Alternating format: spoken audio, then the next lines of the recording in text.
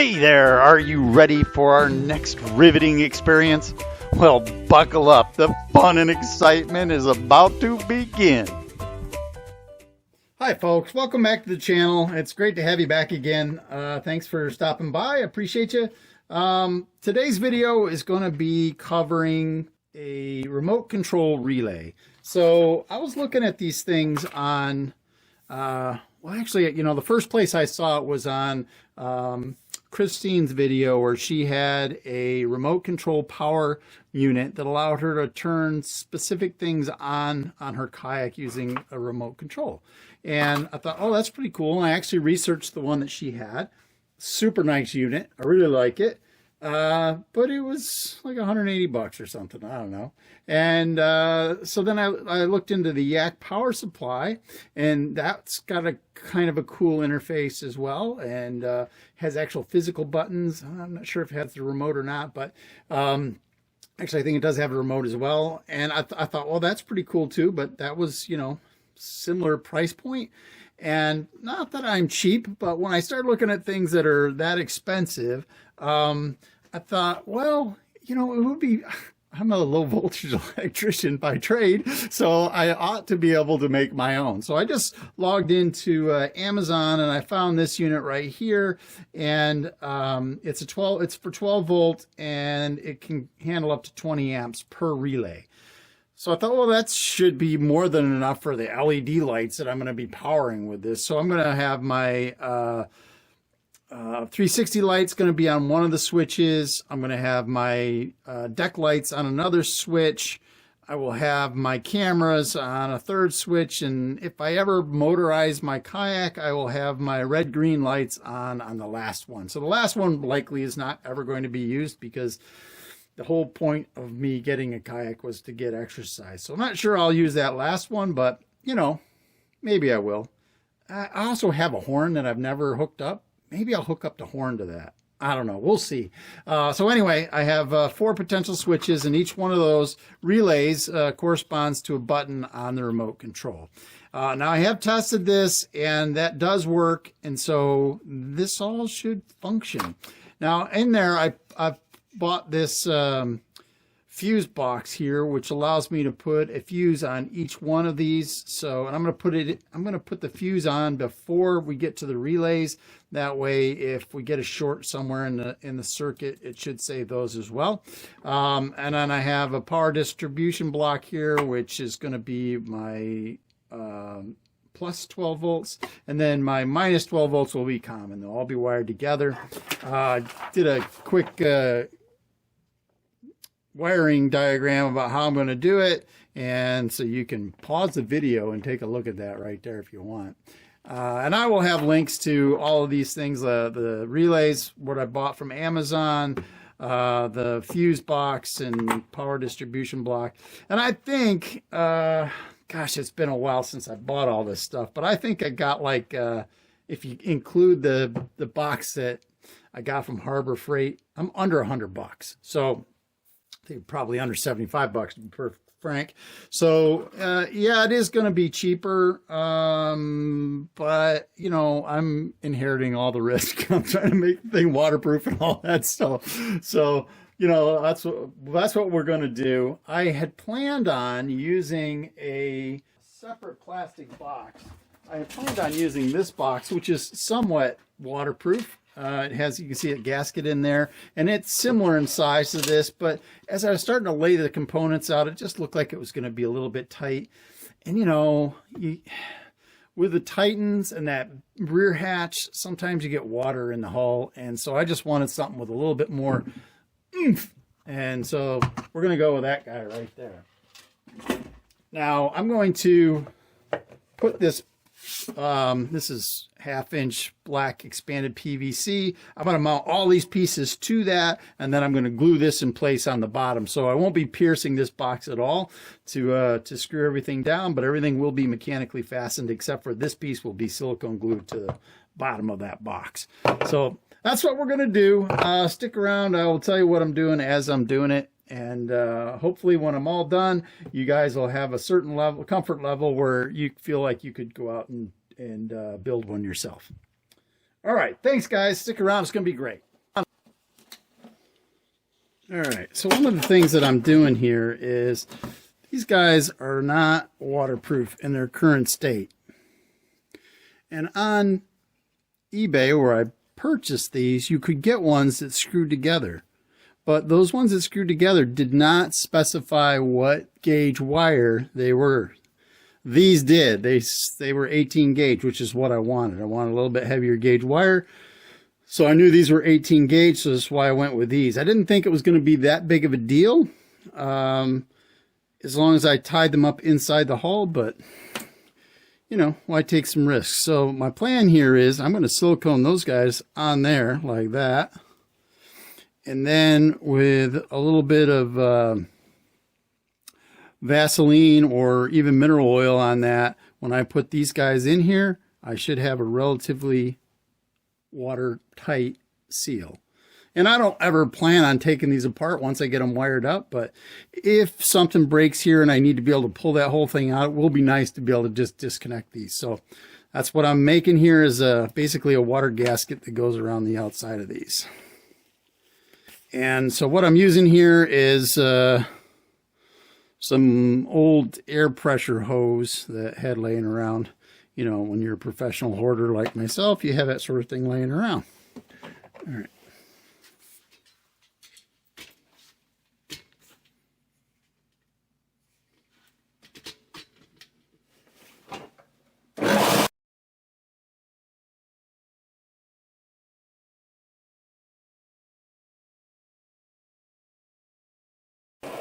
Now basically what I'm doing here is I'm just tapering the ends because it allows it to stretch a little bit. It's easier to get the units inside there. And I think it looks better. So there you go.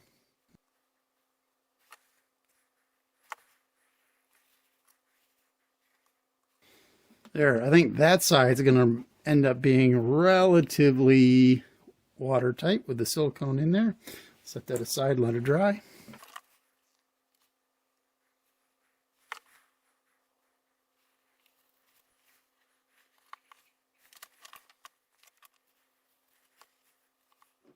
Okay, there we are, halfway through with our waterproofing, or semi-waterproofing, at least splash proof.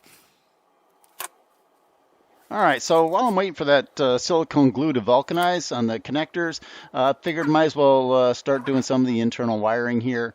And I'm just adding some mechanical connectors on the end of each one of these wires, and I'm wiring together the screw blocks so that all of those screw pins will have the 12 volts replicated to it. And I'm using those mechanical connectors just because I think it looks nicer. It's totally optional. You could just strip the wires and put it in the screw blocks. It'd be fine. But I just think it looks better with the mechanical fasteners on it. Not too worried about these connections being waterproof. They're not at all, but they're all going to be inside the waterproof box. So if there's water inside that box, we got bigger problems.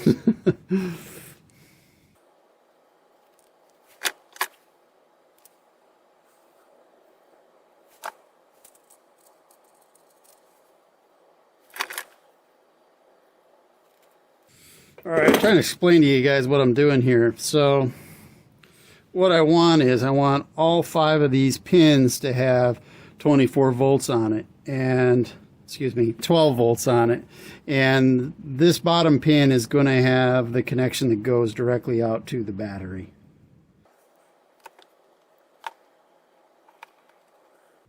And since all 5 pins are tied together, they'll all have a 24 voltage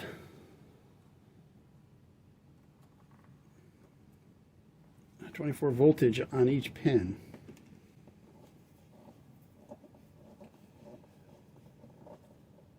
Now, I could have done the same thing by just getting a solid piece of aluminum and drilling 5 holes in it and threading it, but I had this already, so this is what I'm going to use. Okay, well, moving on to the next step here, we're going to create 4 additional wires that will connect that wiring block to the fuses. So for each one of the relay switches, there's going to be a separate fuse for each one. So each one's going to need a separate wire going to it.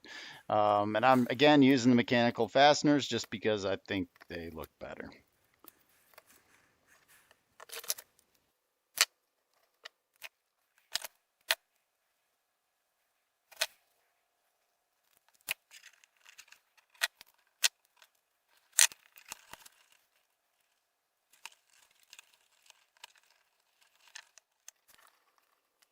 All right. Now the next step is to bolt these guys down to that PVC board there.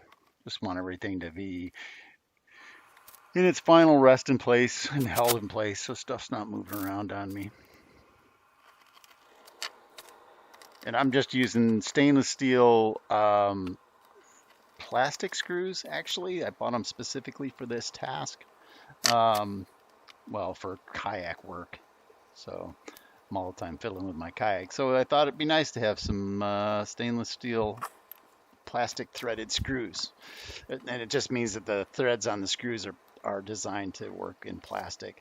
So that relay came on a plastic, a small plastic backer, and it has four standoffs on it. So I'm just using that right there to connect that to the board. I had to drill a couple of holes in it to have some place to put the screws, but that was pretty straightforward. Once I had the backer board attached, it was just four screws, one in each corner to hold that in place, and it was secure, ready to go.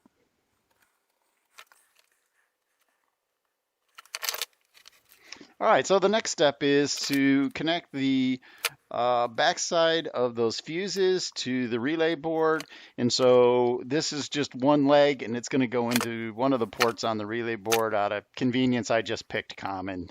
Um, the other side of the relay board will be normally open, and I'll explain that near the end as to why you do that.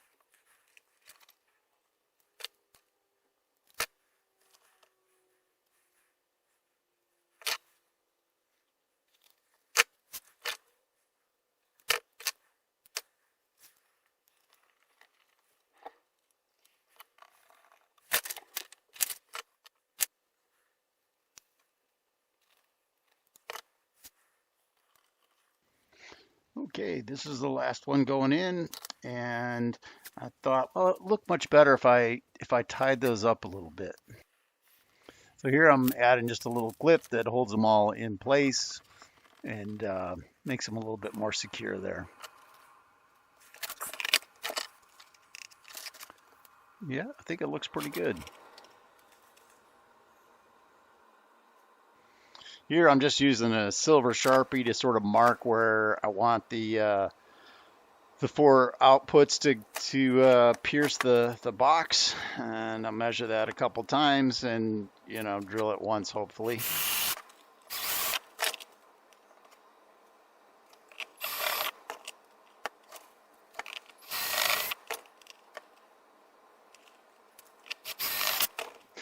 Not sure if you were keeping track there, but I drilled it 4 times to get the hole the right size. But I did remember that. So the next time I had to drill, the next hole I drilled, I got it pretty much right on the first go there.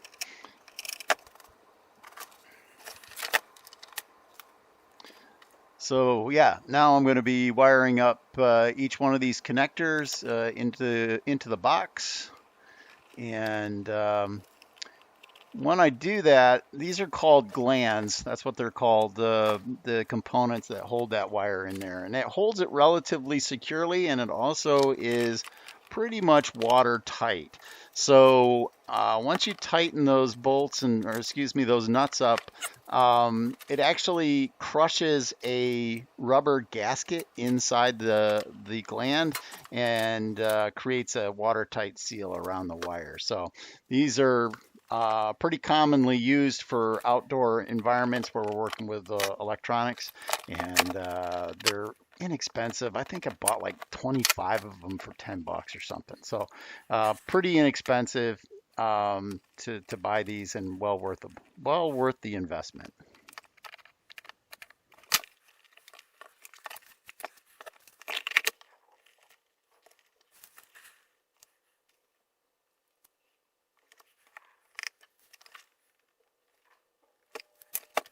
Okay, here I'm going to install the gland on the other side. It's a slightly larger one. The power input was a different kind of plug and a little bit bigger, so I had to go with a larger gland. Probably drilling it with all the work I had just done inside the box, probably not the best choice. I've ever made, but it worked out okay. I didn't damage anything. So here we are going to mount up this gland in this part of the box.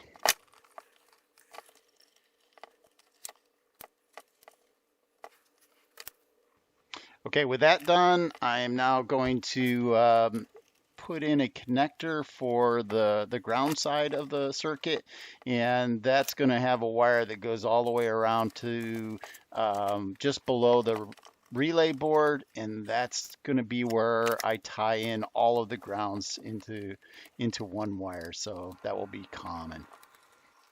Hey, if you don't understand some of these terms, it's okay, because at the end I'm going to go through this and walk you through how the electricity flows through the entire circuit and what each component does and why it's important and all that stuff. So stick around, it's all explained.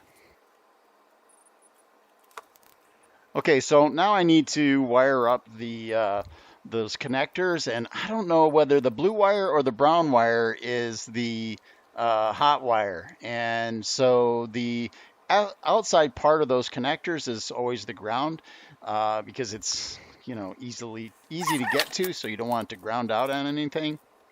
So that's why the hot's sort of buried in the center. So I was using my my meter there to figure out, using the continuity tester, okay, well, which one of these is the ground? And ironically, the blue is the ground here. So I'm wiring all those guys up, and they're all going to go onto a single pin that connects to the other ground wire that I had just put in. So all the grounds will be tied together. Okay, now I'm screwing those all down, and they're all kind of like a star pattern there, or they're all tied together. Now I'm stripping the wires for the hot side of the connectors, and those are going to go in the relay board. And they're going to go in the normally open port on the relay board. And you notice I checked the manual there to make sure that I understood which one was the normally open port. In this case, it's C. They're labeled A, B, and C, which is like totally not helpful at all. You have to actually read the documentation that was on the sales page on Amazon in order to be able to wire this up. And again, if you don't understand what normally open is, that's fine. I will go through and explain that here in a minute. Okay, so I have a power supply here, and I've shown you it's 12-volt power supply. So I'm stripping these guys off so I can put a connector on it that would go into the input portion of the box here. So I did that. I'm wiring it up here so that all I have to do is connect it to the box. Now, what would be really helpful is if I had connected it to the box, and also I didn't connect the hot leads to the relay boards. The relay board is not powered because I didn't put the wire in, nor did I plug it in. Jumping the gun just a little bit there. So here I am wiring up the hot leads for the relay board, and again using a mechanical fastener just because, hey, I think it looks better. Okay, there we go. We got the hot lead connected up, so that's half the problem solved. Okay, now I'm wiring in the ground side, and again, this is a common ground, so it's tied in with all the other grounds, and connecting it to the negative side of the relay board, and they are miraculously labeled plus and minus, at least on the power inputs. that was helpful. Do a little wire management here, clean it all up a little bit, make it look nice, and then this is when I realized, oh, it's not plugged in. I better plug it in. Yeah, see, point at it, of course. All right, now the light came on, so I know that it was working, and when I pushed that button, it clicked. So I'm going to put something together so we can attack. All right, so what I'm doing is I'm wiring up a blue LED, and I put a connector on it, and I hooked it to the one on the end, and I thought, oh, that should be the D, but it wasn't. It was the A, so I got them sort of backwards, but it's okay. I'll live with it. Now the next test I wanted to do is make sure that this worked with the box closed, and it does. Works perfectly fine with the box closed. All right, so I'm going to go through and check each one of these connectors, make sure that they all work. And yep, they all work. So thrilled with that. And now I'm just going to mark each one as to which one's A, B, C, D, just so it's a little easier when I wire it up to be able to document which button turns what item on. I'm sure after I use it for a little bit, I'll have it all memorized. But always nice when you're working with wires to actually label them. All right, let's talk about what I actually did here. Because I know that electricity is confusing as crap for a lot of people. So what I have is I have a power supply coming in on this lead. Okay, it comes in here, and the red from here goes to this bus right here, and I've tied each one of these things together, right, with a cable. So there's 12 volts here, 12 volts here, 12 volts here, 12 volts here, 12 volts here. So each one of these lines then also has 12 volts because this metal bar under there ties those two together. All right, so now we have 12 volts here, 12 volts here, 12 volts here, 12 volts here. Now that 12 volts is then traveling through this fuse, and if we get more than the amperage that is rated on this fuse, theoretically that fuse should blow. In this case, I got 5, 5, 5, 10. I don't think I need a 10 amp, but I just didn't bother pulling it out. I think 5 is going to be fine for absolutely everything I do. Okay, so now those wires then, on the other side, again, 12 volt, 12 volt, 12 volt, 12 volt, all of those wires go over here and they go into what is labeled the common on the relay. Now, it didn't have to go into common. I could have swapped these two wires. It doesn't matter. But I put them all in there just to be consistent. They all went into the B port, which is listed in the instructions. The instructions that came with the unit on Amazon as common. And what common means is that this pin and this pin are the other side of this. The difference between these two pins is one of them starts up when you power the unit on, it's closed, right? So if we use the normally closed section, then whenever I powered on the unit, unless I turned them off, everything would come on, which is not really what I want. I want on-demand power. So I use the normally open, which means that this relay is in a state like this, right? And so when I push the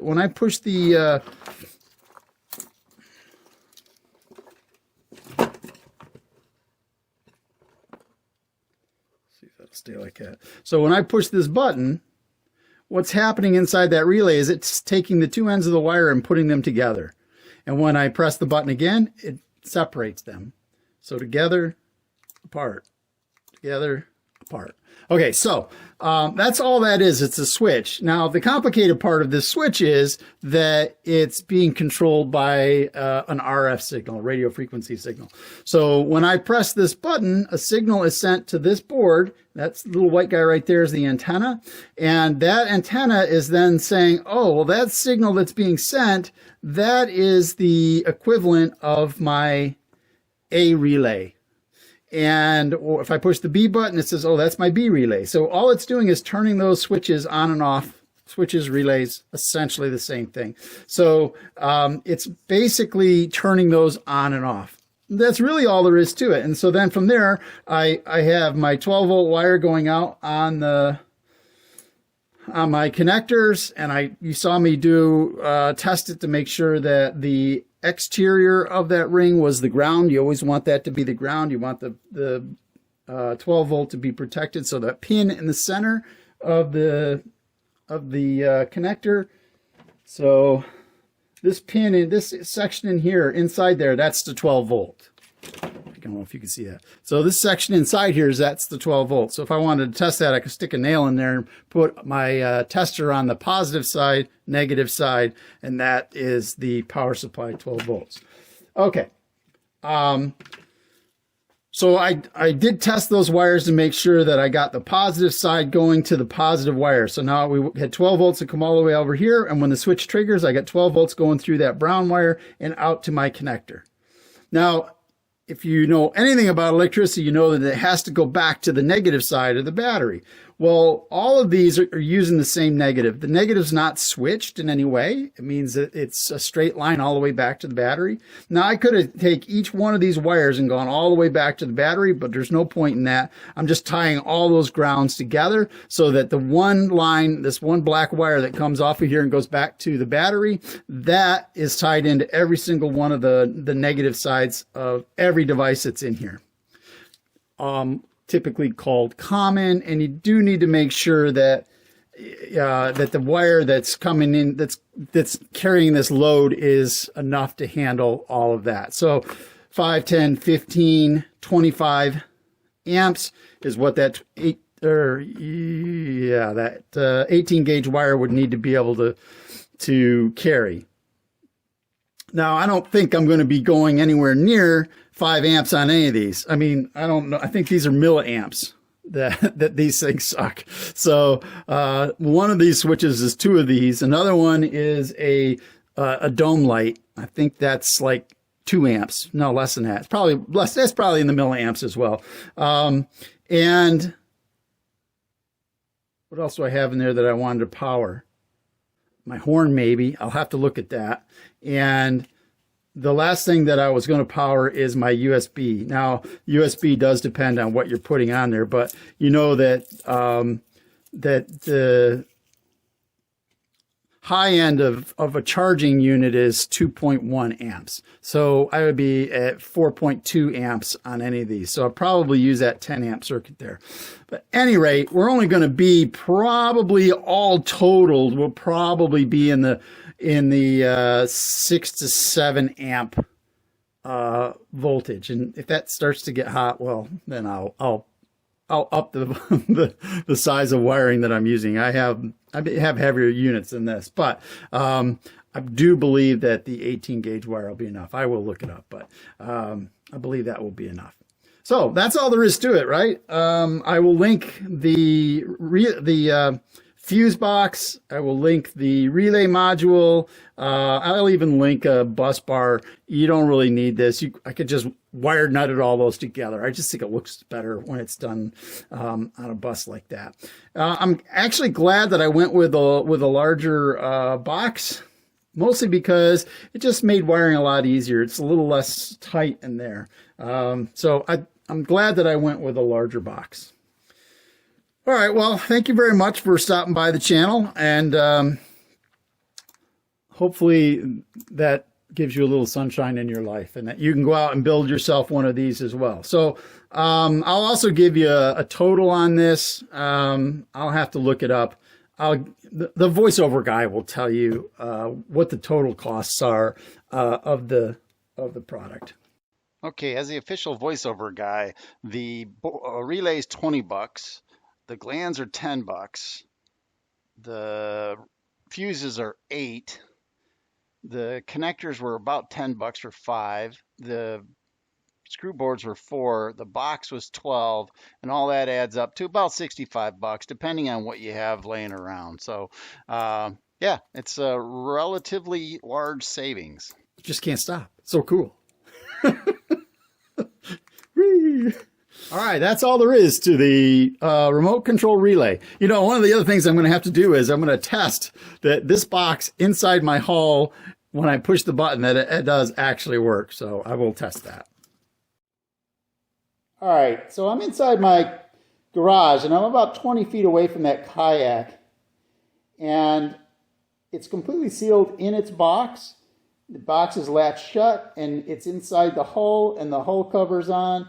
I just have the wires coming out to power and light the light. And if I hit the remote, you can see that comes on and off at ease. So I don't think I'm going to have an issue with reception on this unit. Seems like that's going to work just fine. Well, thanks for stopping by the channel, everyone. I hope you got something worthwhile out of this. If you did, please like and subscribe and share and all that good stuff. Thank you. I appreciate you.